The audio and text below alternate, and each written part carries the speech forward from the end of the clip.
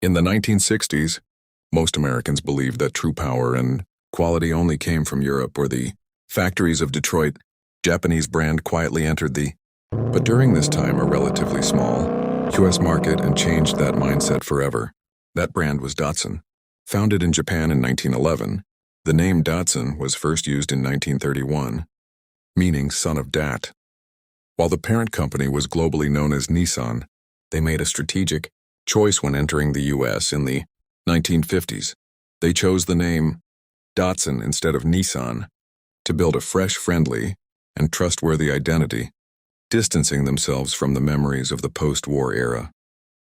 When Datsun cars first arrived on American shores, consumers were skeptical of small Japanese imports. However, models like the Datsun Bluebird 310 proved that low cost, exceptional fuel economy, and rugged engineering could exist in one package. This was the moment the foundation of trust was laid. True mainstream success arrived. With the Datsun 510, its handling and performance rivaled European sports sedans, but at a price the average American could afford. It earned the nickname the poor man's BMW, and its dominance in SCCA racing proved it wasn't just a budget car, it was a legitimate driving machine. Then in late 1969, a sports car arrived that stunned the automotive world. The Datsun 240Z, introduced in Japan in '69 but becoming a sensation in America as a 1970 model, the 240Z proved that a beautiful, powerful, and high-performance sports car didn't have to be expensive. During the 1970s oil crisis, when fuel economy became the top priority, Datsun's compact and efficient cars became even more essential. The brand became a symbol of reliability, performance, and value in the hearts of American drivers.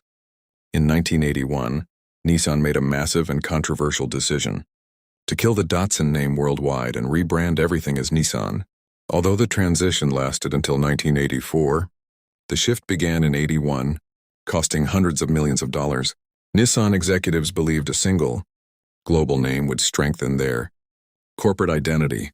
However, they underestimated one thing. In America, Datsun had a soul. It wasn't just a trademark. It was a part of people's lives and memories. As a result, while Nissan emerged as a global powerhouse, that deep emotional connection tied to the Datsun name was severed. In 2012, Nissan attempted to revive Datsun as a low-cost brand for emerging markets, but it lacked the quality, performance, and spirit that the 510 and 240Z once stood for. By 2022, the name quietly disappeared once again. Datsun wasn't just a car brand, it was the name that taught America to trust Japanese engineering. It proved that affordable didn't mean cheap. Even today, its classic cars remain icons of a golden era. This was another historic story from World of Classic Cars, where we don't just talk about cars, we tell the stories behind them.